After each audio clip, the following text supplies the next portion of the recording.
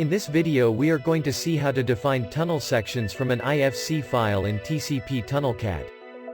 In this case, we can see a tunnel designed by Istram.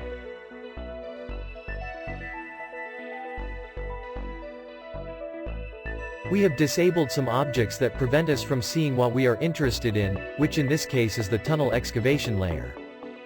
The IFC file contains all the elements that define the project, including, in addition to the excavation, various classes of soil, cut and fill, topsoil, road pavement and tunnel lining.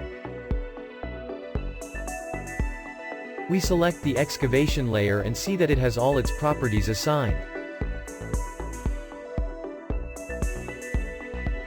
In TcpTunnel CAD we have previously imported the horizontal and vertical alignment, and then we proceed to draw the IFC file, which is represented in the CAD from 3D faces in different layers.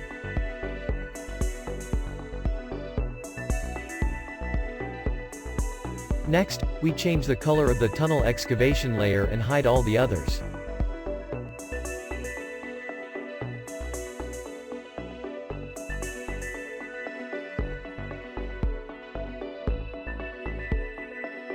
We check that the alignment is defined for the entire length of the tunnel located to the north.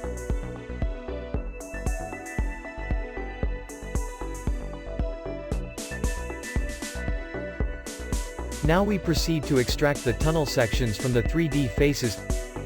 To do this, we choose the corresponding command from the menu.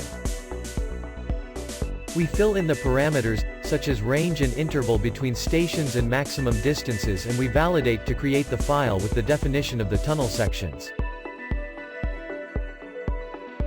Finally, we draw the theoretical sections with their corresponding stations, and we check that the entire process has been carried out correctly.